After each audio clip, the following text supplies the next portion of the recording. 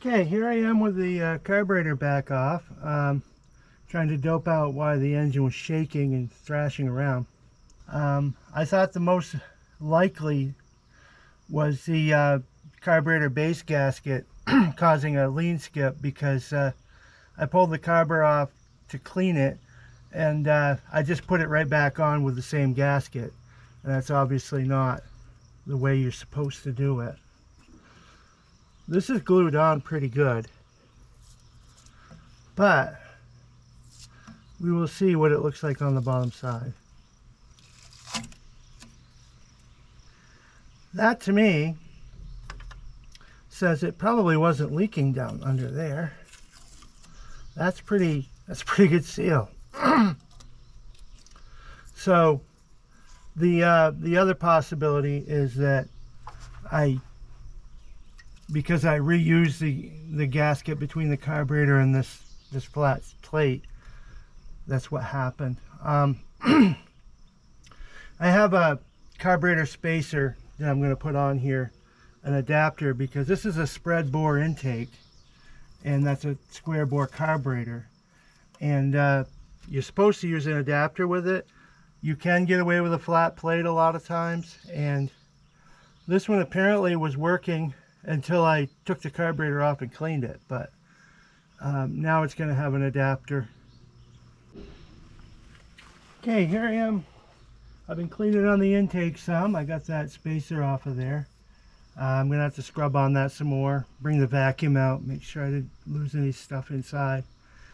Been thinking about it, and hopefully I don't have any sticky valves, but since it's been sitting so long, that can be another cause for it to be shaking and acting funny. But for right now, finish the process of putting the spacer plate in, get the carburetor put on there and hopefully sealed up good, and try again.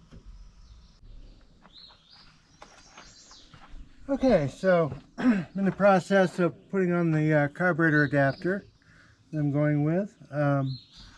This is the one. It goes on this way, like this, so it'll allow me to use my square bore carburetor. It's tapered so now it's a process of just doing the gaskets and bolting this down and then installing the carburetor.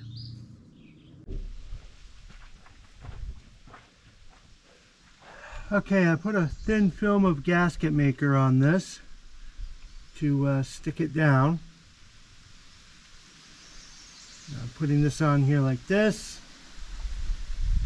Now I'm going to put some gasket maker on the back side of this so I can set it down and then bolt it.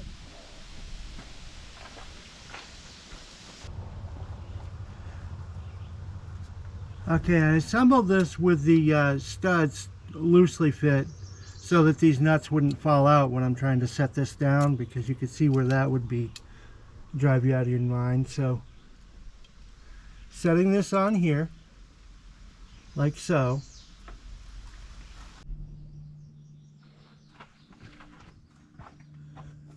Okay, I skipped ahead and put the top gasket on in order to save some time. I can't imagine this is super interesting to watch, so making it a little bit faster. I'm gonna hook this up. Hook this up while it's easy.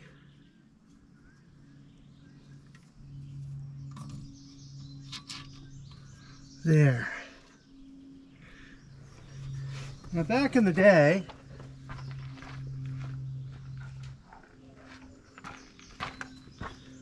my father used to chew me out for using RTV on gaskets. He was an actual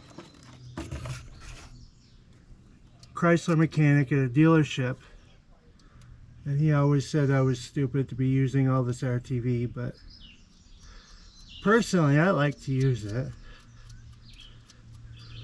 so I do. But you know, there are people with differing opinions on whether that's a good idea.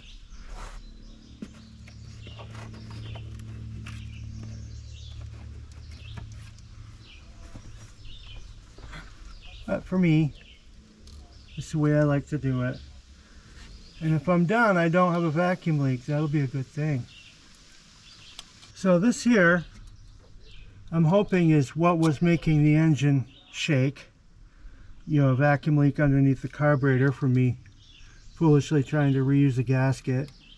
That's another thing my father would chew me out for, is why are you reusing a gasket? But anyway, at the time I was anxious to hear the motor run, so I just threw it on.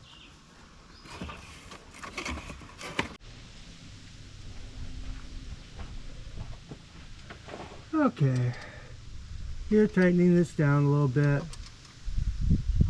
I try to do it as evenly as I can because these gaskets, you don't want to create a leak by having things crooked or binding on there somehow. I don't know what the odds are of that happening, but Murphy's Law says that a 1% chance means it's 100% going to happen. So I'm just doing it really carefully and wondering to myself why I didn't get a deep well socket and just do this the easy way. But oh well. I often just grab wrenches because I just do.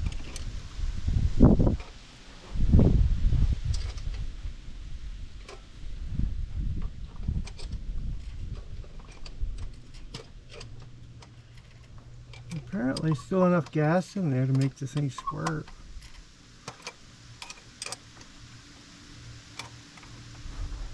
Now if everything is nice and sealed, that should be tight enough. This carburetor doesn't really need to be tightened on with a ton of torque. So now the next step is to hook up this and that, and then just let the gaskets dry. Give it plenty of time and then see what happens.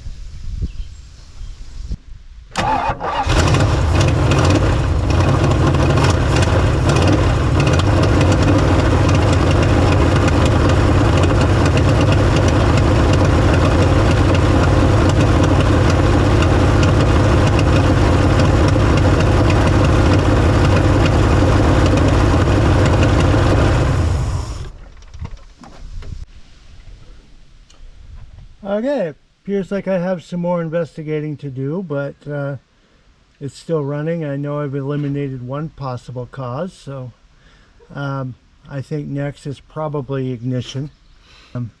Definitely the exhaust is leaking. But one more thing out of the way.